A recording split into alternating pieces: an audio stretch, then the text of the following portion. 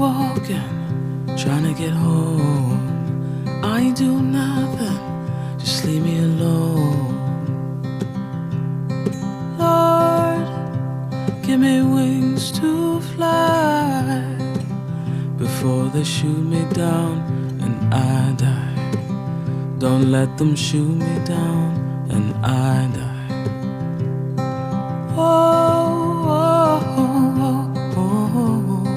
Put down your gun and take your hands off me.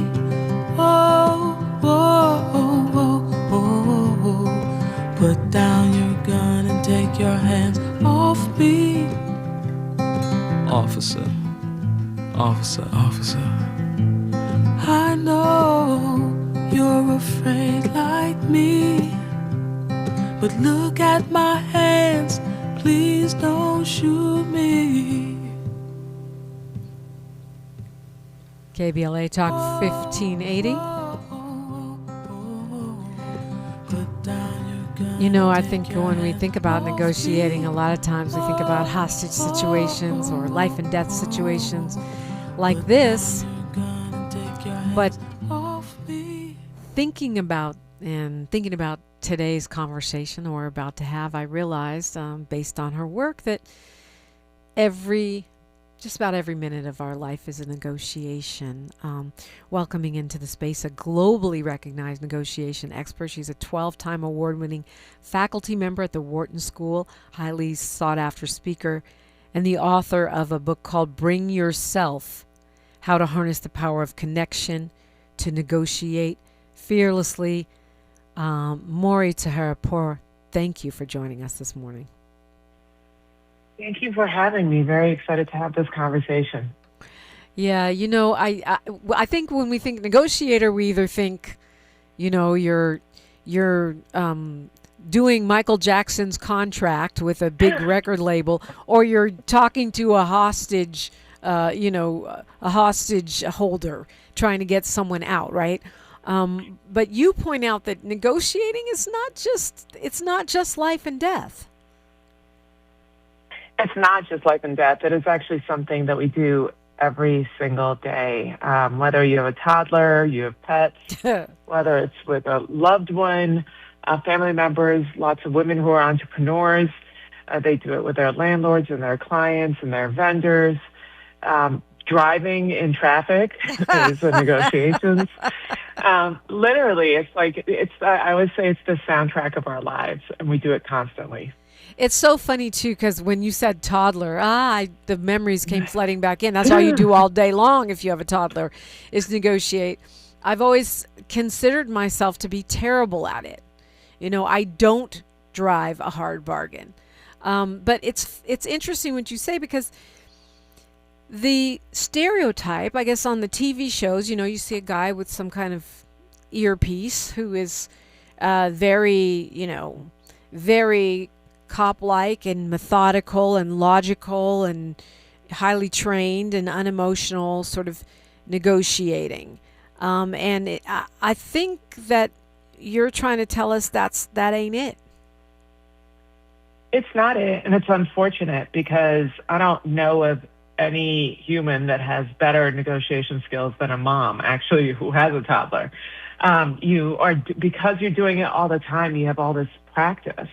But the way that society frames it, you know what I mean? I mean, literally, you're like in practice all day. But the way society frames it for us, what we see in the news or the movies, really is so disempowering, because we do see just this one model who is brash and in your face, and there's like this win-lose proposition, and it feels like a war, a Game of Thrones kind of outlook.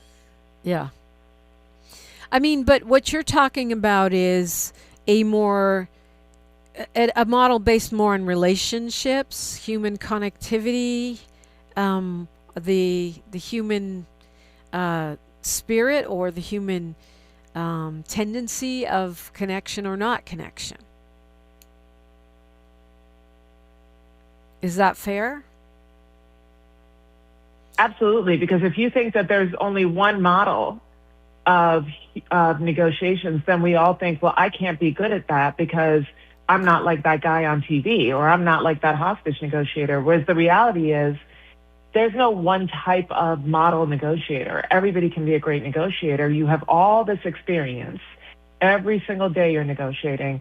And if we really understood that, we would realize that, one, it is based on human connections, because it is just that, and that anybody can be a great negotiator. We have practice, we should feel empowered, and we have experience. So I think just believing that alone makes us feel more confident, that there's no rule book, that there's no cookbook. It's really just bringing your experiences and your values into a conversation and honoring those things. I mean, and just I want to take this moment to point out that you have a crazy roster of clients, Fortune 100 companies, major sports leagues, big charitable institutions, government agencies. It goes on and on. So it's not like you're sitting somewhere, on a small island dreaming about how we could have this new way of negotiating. I mean, you're putting this into action in the middle of the rat race, so to speak, right? Absolutely. And because I have so many different perspectives and, thousands of students and experiences, and I've seen all kinds of different approaches to negotiations that are quite successful, what I've realized is that it's not, again, a certain model or a certain type of person or certain characteristics. The best negotiators are those negotiators who are authentic, who really sort of align with their values, know exactly who they are, understand their own value, and walk into negotiations really driven by those things, empowered by their own experience and their own set of beliefs. I mean, it does make sense, because if it's value-based, I'm going to be less likely to back down, but I mean, it doesn't mean I would necessarily be be more combative. It just means that I'm going to stand on my values. I'm going to stand on my principles, regardless of the outcome. Exactly. And you know what this is like. When we don't abide by our values, when we don't honor our convictions, it doesn't matter what the outcome is. We feel like we've lost every time, because we've given in to something that, rather than honoring what's really, really important to us, we've compromised on that very thing. And that can never feel good. That can never feel like you've done well. And the outcome is what you have sought. Yeah, it's really interesting, even just having this conversation right now and hearing you speak on it. I think of times when just being, myself has de-escalated a situation within the family or within my workplace that I wasn't trying to get anything. I just wanted everyone to, be cool and be happy and stop tripping. And so I wouldn't necessarily think of that as a negotiation. Would you say that it is? 100%.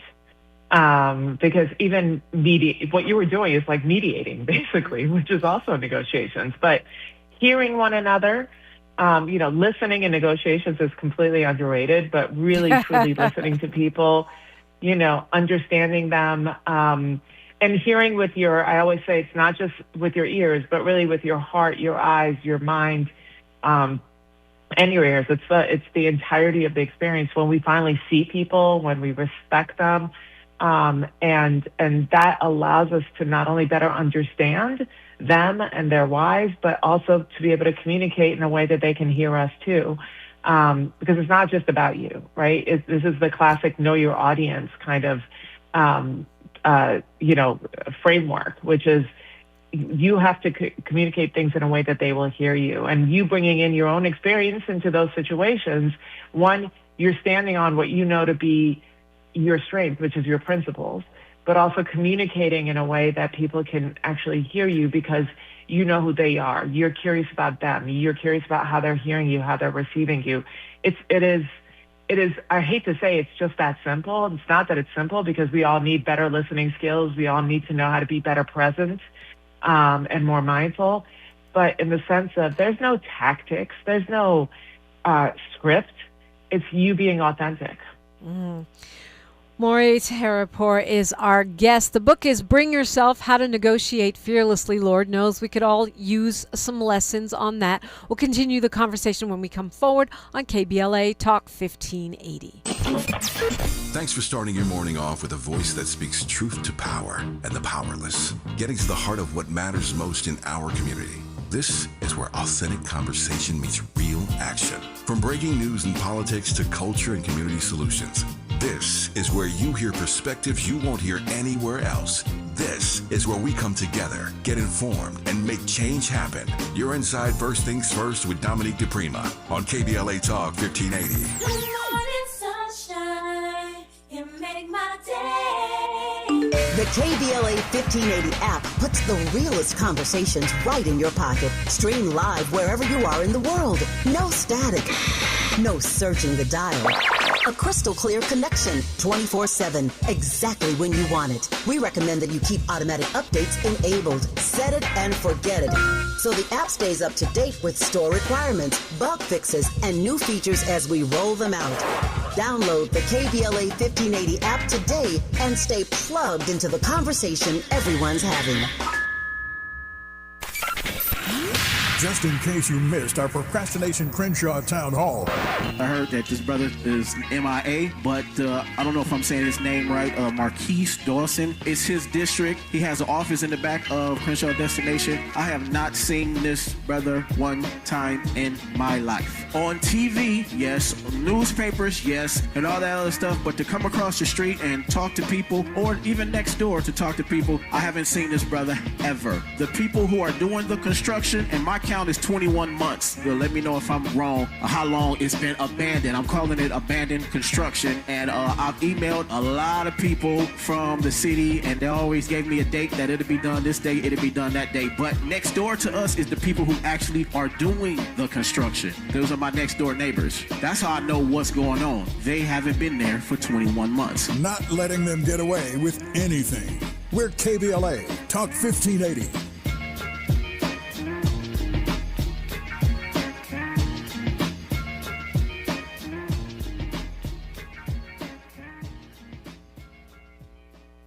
Are you drowning in IRS tax debt? With Civic Tax Relief, they were able to save me upwards of $80,000 that I would have had to pay had I not reached out to them. Get ready for a toll-free hotline. Take advantage of new IRS tax forgiveness programs that may protect you from IRS collection agencies. I owe the IRS $37,000. They have the power to garnish your wages, put liens on your property, and levy your bank account. Civic Tax Relief can help protect you from the IRS. Civic Tax Relief basically represented me against the IRS. By the time everything was completed, I didn't owe the IRS anything. Find out about the Fresh Start program that is now available through Civic Tax Relief. Civic Tax Relief's special tax hotline can help you discover all the relief programs available for free. I would recommend anyone who has a tax problem to contact Civic Tax Relief. Just call 800-285-3500, 800-285-3500. Don't wait, call now, 800-285-3500, 800-285-3500.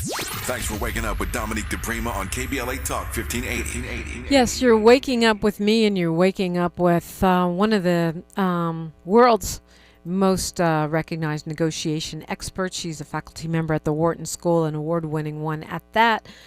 And the book, Bring Yourself, How to Negotiate Fearlessly, may apply to more than you think, not just business, but also your own life, your career, your path forward. I was listening to what you're saying about bringing your whole self and hearing with your heart, and it's not just about winning or having some formula, but about really listening and showing up and being present.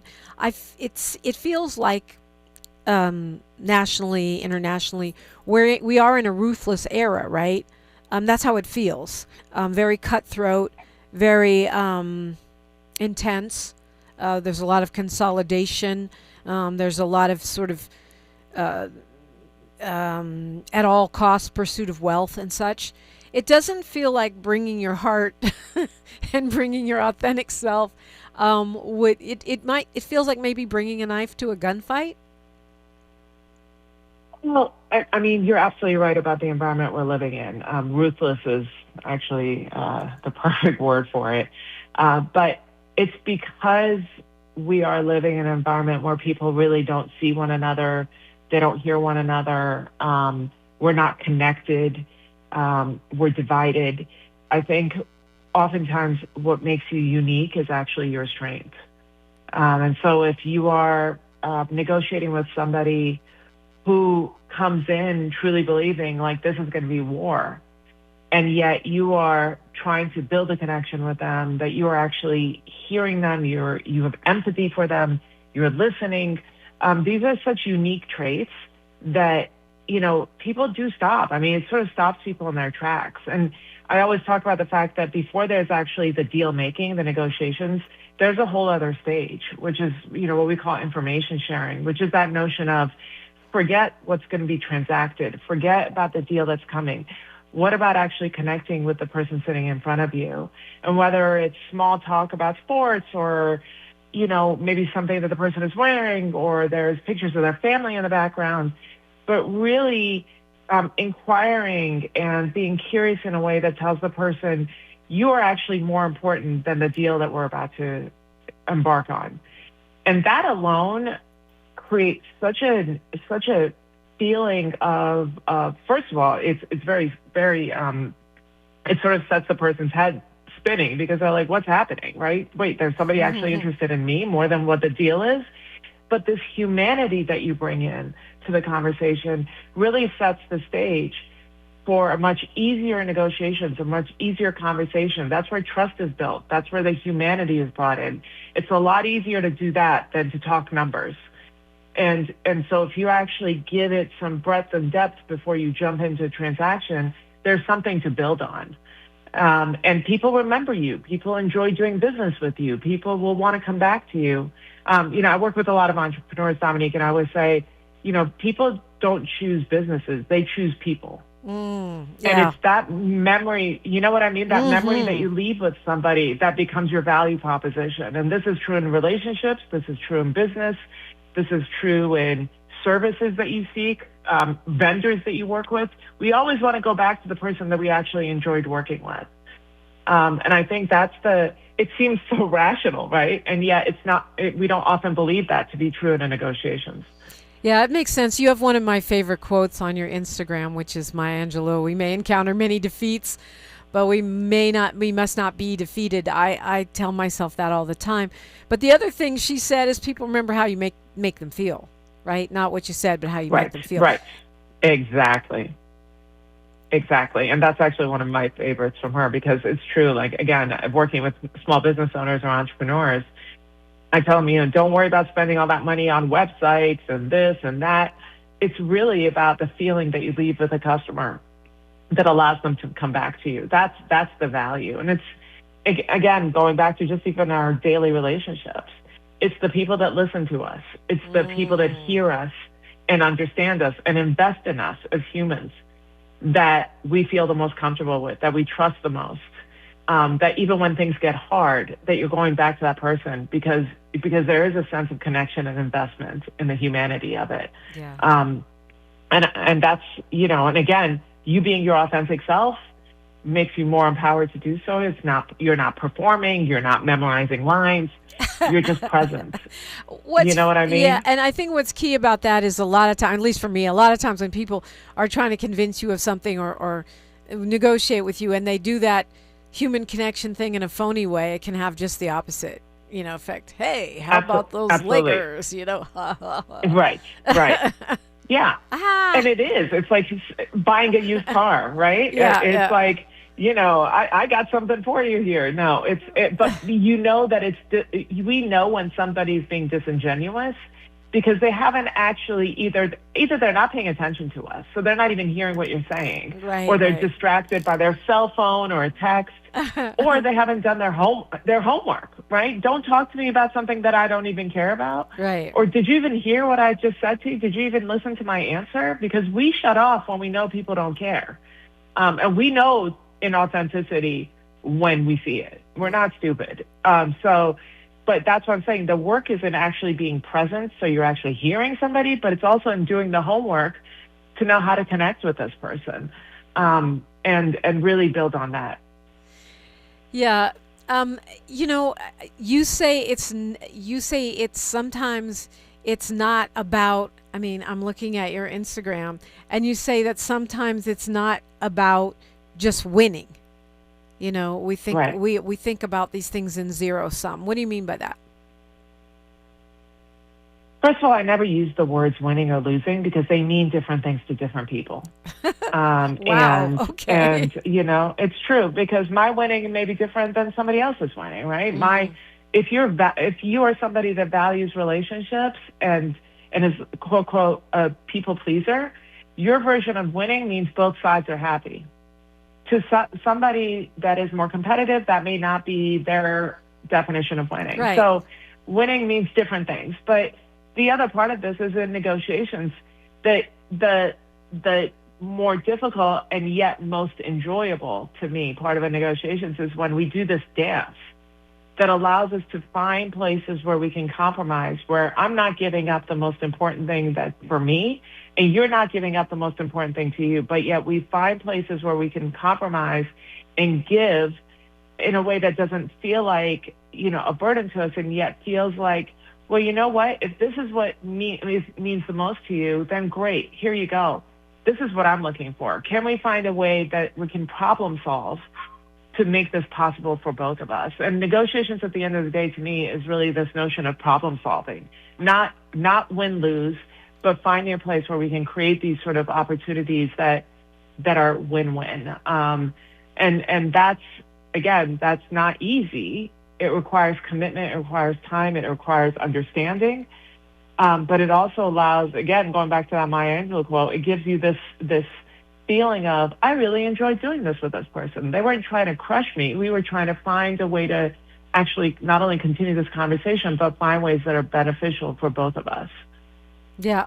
I'm reading something here that I found quite compelling, which is that when leaders learn to take the signals from their nervous systems and from their non-logical signals coming from their body as information rather than interference, they will be a lot more successful. It sounds airy-fairy, but also like really smart. It is. It's like, sometimes when I'm teaching, I do a lot around manifestation and mindset. And I'm like, before we go there, I know this may sound very like non-Wharton-like, but I'm not here to talk to you from sort of non-human terms. I'm here to connect all of these things together because we are human. We have emotions. We have feelings. We have a nervous system. We have energy that we carry with us. We have energy that we accept from other people, whether for the good or for the bad, right? And when we are, let's say when we get better sleep, when we are less stressed, when we have a clearer mind, we can make better decisions. When we are burdened, when we are stressed, when we are actually not well physically, those are the things that actually don't allow us to make better decisions. We're tired, we're burned out, we're overwhelmed. And so our minds and bodies really sort of fit together when it comes to negotiations and decision making. You can't separate the two. And that's why for everybody out there who's experiencing burnout, who is feeling incredibly stressed and fearsome these days because there's so much going on around us, understanding that where you create boundaries, where you bring clarity for yourself, where you take those mental and physical breaks, it's really, really important because not only is it good for you physically, but it's also great for you emotionally and spiritually, and makes you a better leader, makes you a better partner, makes you a better parent, makes you a better decision maker. Absolutely. Mori Taheripour is our guest. Bring yourself. How to Negotiate Fearlessly continues after news, traffic, and sports. Only here. She's reclaiming her time on KBLA Talk 1580. More First Things First with Dominique DiPrima when we come forward. I'm Bree Wood with BIN News Now. Medical groups are criticizing President Trump's new executive order on childhood vaccines. American Academy of Pediatrics President Dr. Andrew Racine. This is just going to make it more and more difficult for people to get the vaccines that they need. The order would separate the MMR vaccine into individual shots and spread immunizations across multiple visits, while pediatric and medical leaders warn the changes could put children's health at risk. A Black DeKalb County, Georgia teacher is being remembered as a hero after losing his life while rescuing a struggling swimmer in Myrtle Beach. Authorities say Derek Moore entered the water to help a young girl who survived, but Moore was pulled under by a strong current and later died.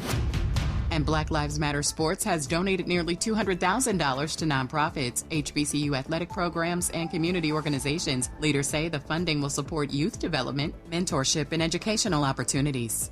Get BIN News Now on demand 24/7 on the iHeartRadio app. For victims of drunk and drug driving, our grief is unique. But you are not alone. You always have a place at MAD. Call our 24-hour victim helpline at 877-MAD-HELP or visit mad.org. This is the KBLA Sports Minute with Ray Richardson. The Dodgers had a dramatic win Tuesday night. They beat Kansas City 5-4 in 10 innings. Max Muncy delivered an RBI single in the 10th to score Shohei Ohtani from second base with the game-winning run. First consecutive wins for the Dodgers since July 30th. The Dodgers are 7-10 since they hung out with Trump at the White House on July 23rd. They're getting a little closer to playing 500 baseball after that controversial visit. South Carolina State is the only HBCU football team listed in the preseason Division I AA Top 25 rankings. South Carolina State, last year's HBCU national champion, is ranked number 24. The Bulldogs are predicted to win the MEAC title again this year. South Carolina State opens the season August 29th against Savannah State. Top 5 teams in the 1AA poll: Montana, Montana State, South Dakota State, Illinois State, and Tarleton State. No debates, no speculation, just the info you need. That's your KBLA Sports Minute. I'm Ray Richardson on KBLA Talk 1580.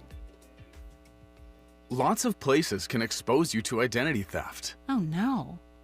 That's why LifeLock monitors hundreds of millions of data points a second for threats to your identity, which is way more than anyone can do on their own. If we find anything suspicious, like new loans or changes to your financial accounts, we alert you right away, all through text, phone, email, or the LifeLock app. Get the alerts that could make all the difference. Save up to 30% with promo code NEWS at lifelock.com. Terms apply. You're still glowing, flirting, grooving. You've still got it. But your immune system weakens as you age, making it harder to fight illnesses like pneumococcal pneumonia and RSV. Vaccines are a key part of any health routine and can help protect you from getting really sick. Ask your doctor or pharmacist which vaccines you need. See more at PfizerForAll.com. Sponsored by Pfizer.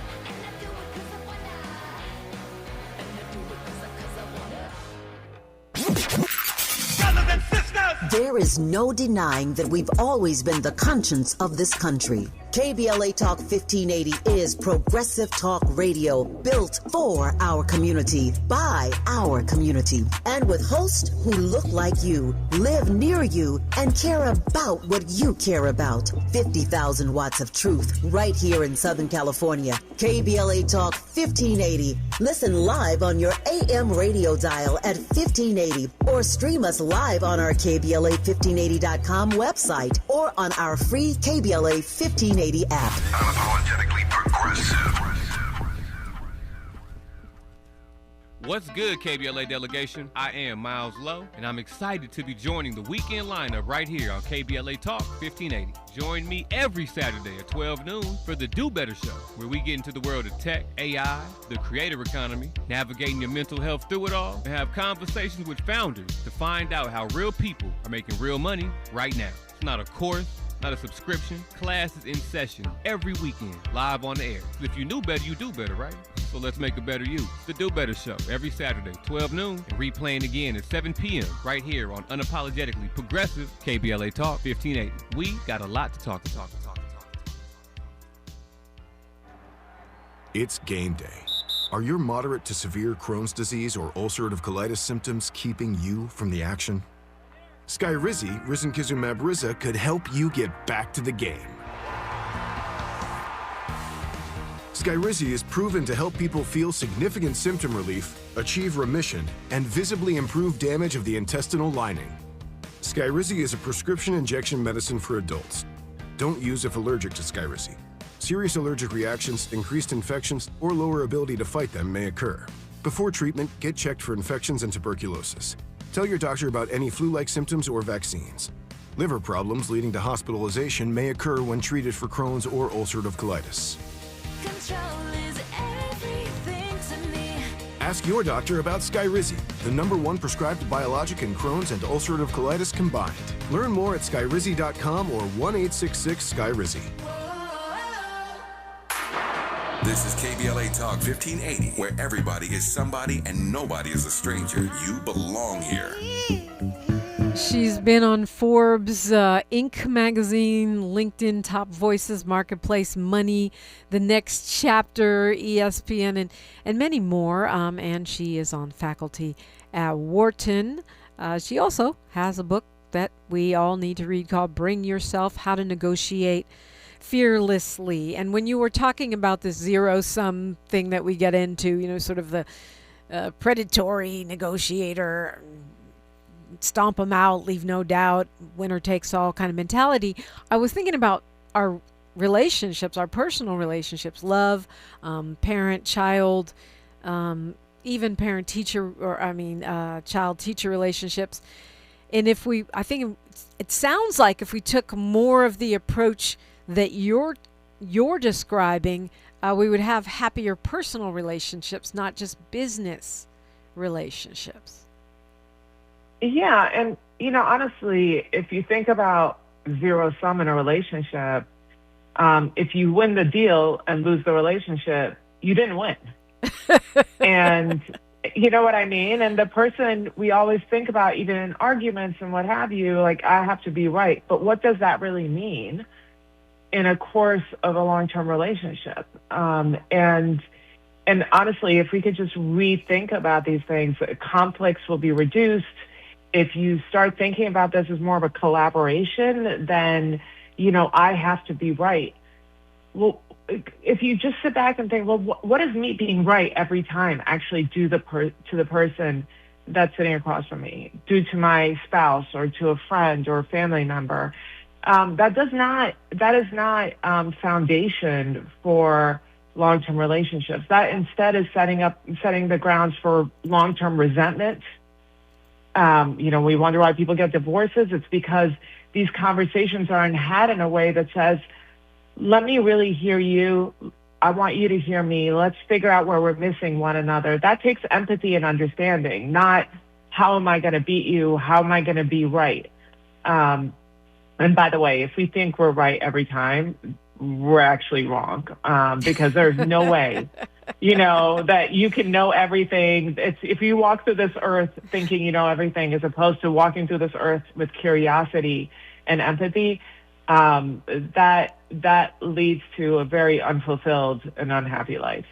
Yeah, it's one of my favorite Iyanla Van Zandt quotes. She says, would you rather be right or would you rather be happy? Exactly. It's absolutely true. And I have to remind myself, what about negotiating with ourselves? I think the capacity for self-deception is so high. Yes. Because, there's so many things to this, right? I always say the hardest negotiations that I have are often with myself. Yeah. Giving ourselves compassion, listening to our bodies, understanding our own value, dignifying ourselves with time, attention, knowing what we want and why we deserve it. I mean, those two things are really so hard for people to wrap their heads around because we don't really spend time in introspection and really understanding ourselves. We don't carve out that space. It's funny because COVID, everybody was in their heads, right? We weren't going anywhere. We were, right. And people were like, oh my God, I didn't know this about myself. Well, you didn't because it was always go, go, go. And you didn't give yourself that space every day to check in with yourself. And whether it's, again, I work with a lot of entrepreneurs. I myself fall in this category. I wouldn't make time for illnesses. Like, I don't have time for that right now. Well, your body is saying, no, you will make time. And if you don't listen, I'm going to scream. And when that happens, you break down. I mean, there's so little of you left. And so if we just actually spent the time checking in with ourselves every day, where are you? Are you happy? Are you doing what you're supposed to be doing? How do you feel? You know, again, connecting that mind-heart a connection that really allows you to feed you more information. You know, that is so important. That's a negotiations in and of itself. Making the space to do that is as important as anything else in your life. So what is that work that we have to do? I mean, whether we're negotiating with, especially negotiating with ourselves, but negotiating anywhere, what is the work we have to do on ourselves to be ready to show up and be present and listen and, you know, be compassionate and empathetic? There's a few things. I think that, again, you can't do any of that if you're distracted. And these days, the distractions come from everywhere, right? I'm on a news diet, I always say. I live in D.C., so news is unavoidable. But it gives me so much physical and mental and spiritual stress that I just shut it off. And I spend that time doing things that I really enjoy, whether it's just going outside for a quick walk if I'm feeling very stressed, or turning on music, which is very sort of even spiritually like redeeming for me. You know, I'd rather be in that space where I'm happy and lifted as opposed to drowned out in news that feels like it's disintegrating my soul, you know, that it really is pulling me in all different places that is bringing me no joy. So creating that space where whether it's 5 minutes, it's 10 minutes, it's a half an hour, really those breaks that you take that cuts off everything else and allows you to stay in a place where you're hearing yourself and you're connecting with yourself and you feel at a place of peace. Really, really important. And these days, I understand even 5 minutes may feel like a lot sometimes when you're ripping and roaring in 20,000 directions, but it's so necessary.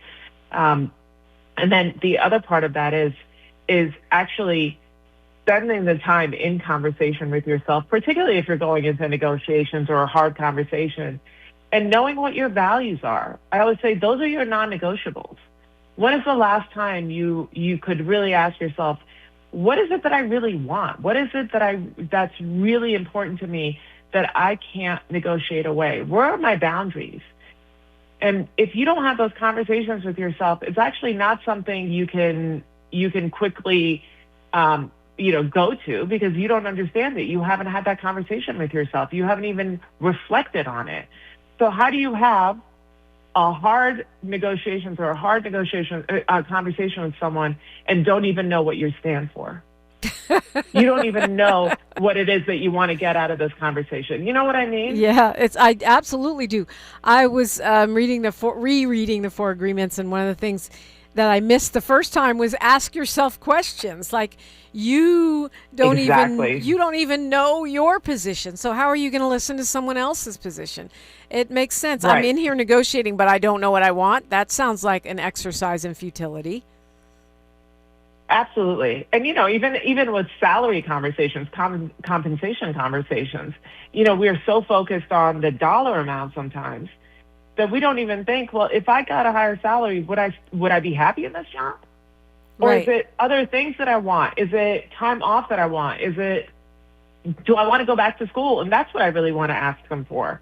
But if you can't have those conversations again with yourself and be really clear, then you're fighting for something you don't even want to fight for, right? And that's absolutely the truth of it. It feels really simple, right, when you say it out loud, but because we were like, oh, that's easy. But is it really? You haven't carved out the time. Right. Have you really asked yourself what it would take to make you happy in the job, in the relationship, in life? And that's why I love the conversation about persistence versus purpose. Right. Yes.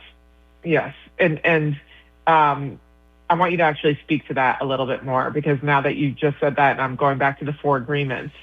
Okay, so tell me a little bit more. Well, I'm really basing it on what you're saying, what you said, which is kind of like we can get on this hamster wheel. Well, I know I want it's like, that's my goal. I want to make six figures, or I'm going to be, coach of the year or whatever it is. And we've been chasing it for so long that we forget to check in and say, well, is this my purpose? Am I in alignment with is this coming with God's blessings? Do I even want this anymore? Or as my late friend Jim Brown used to say, am I willing to pay the cost to be the boss? Exactly. And we're almost pre-programmed, if you will.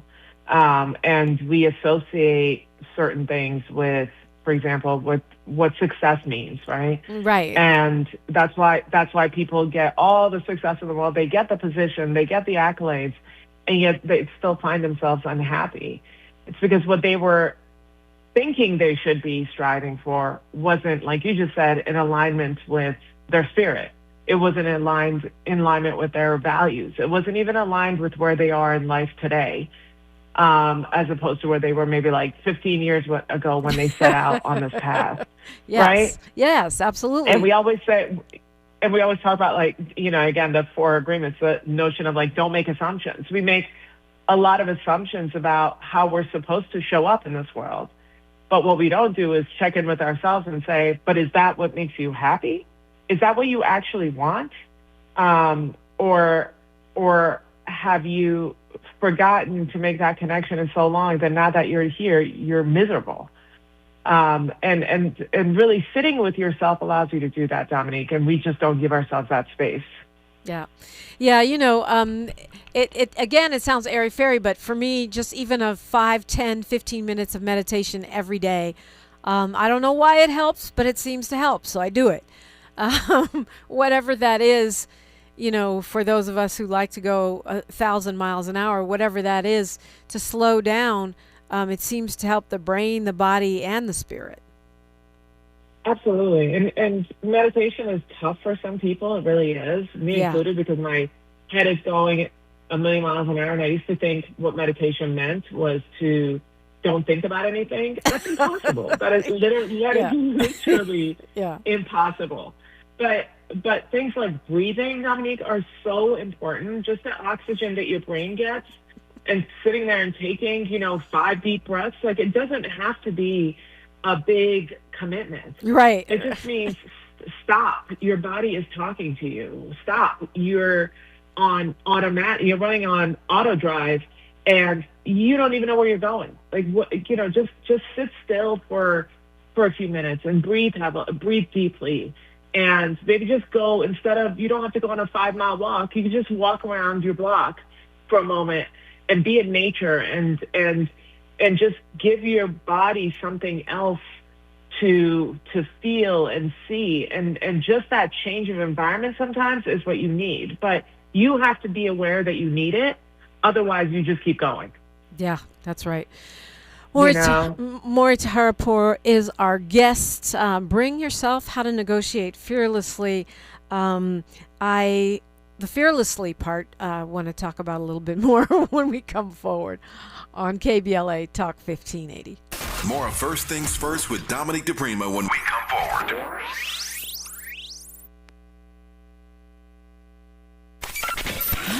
Just in case you missed our Procrastination Crenshaw Town Hall.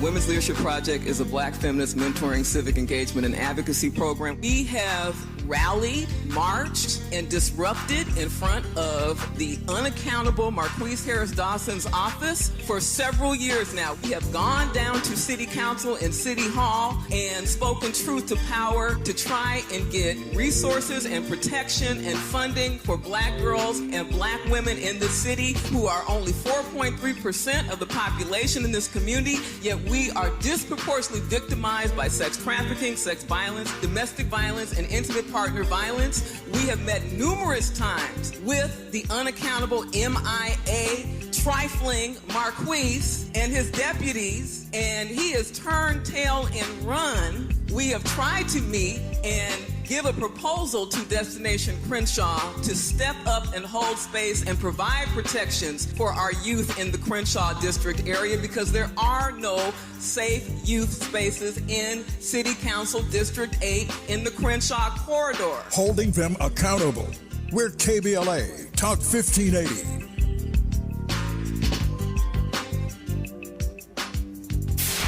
KBLA Talk 1580. We've got a lot to talk about.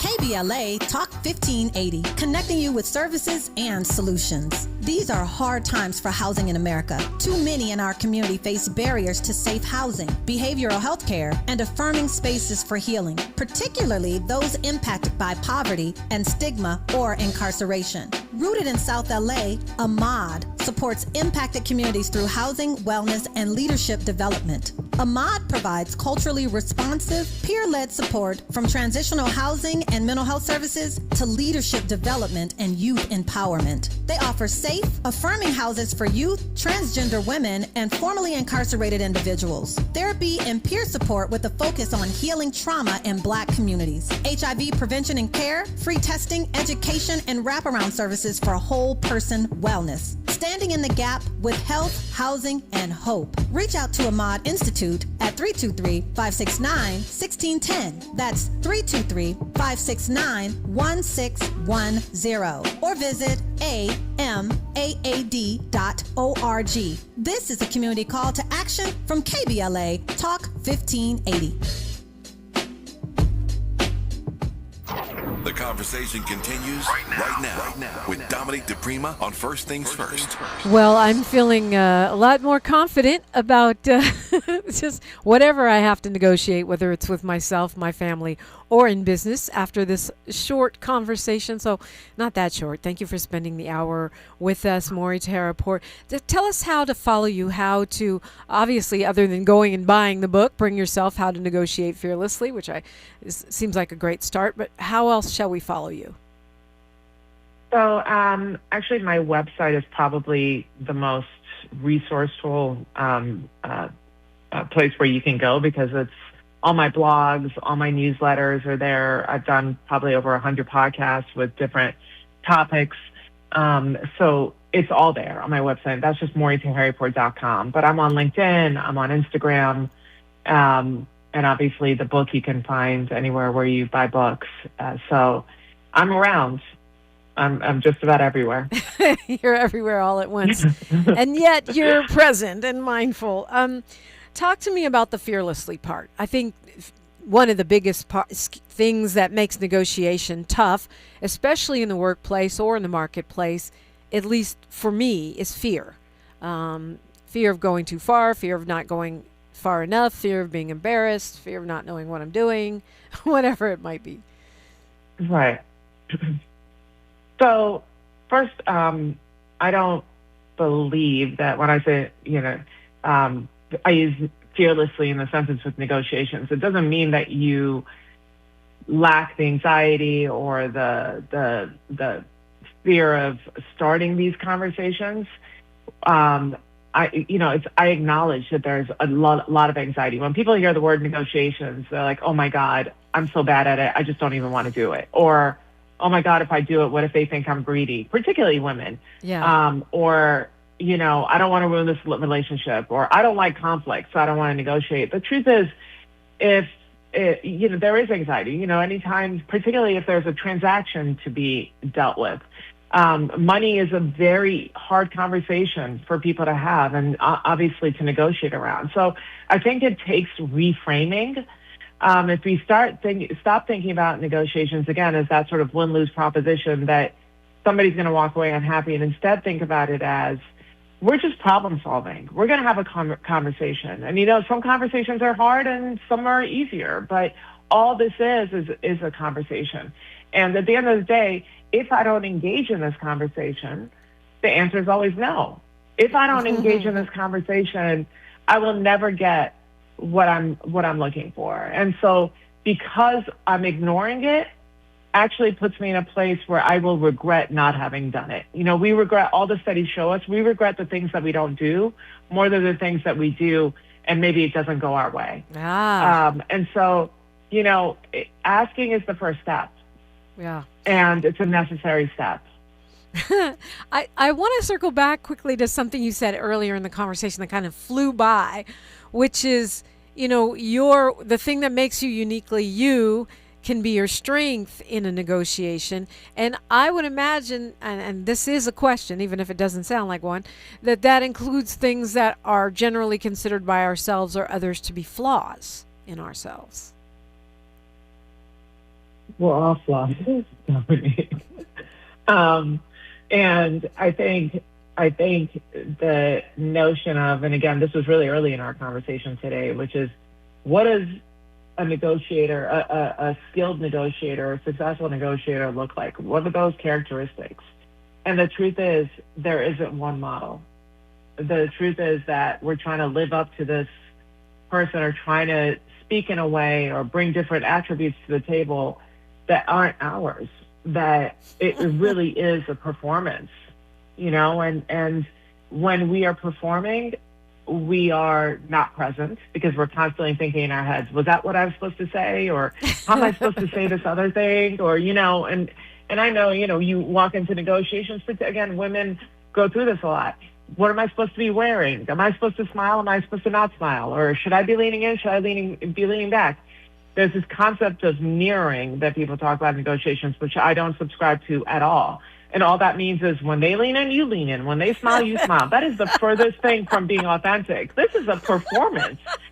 And it's exhausting. It is exhausting. And we can't, you know what I mean? We can't think clearly. So, the reason I'm cracking up is because it sounds like you're in the middle of a negotiation going, who am I supposed to be? Like, right now? Exactly. That's terrible. And it's like, by the way, it's like, the Goldilocks syndrome, right? It's like, you're supposed to smile, but don't smile too much. You're supposed to sort of lean into the conversation, but don't lean in too hard because they may think you're aggressive.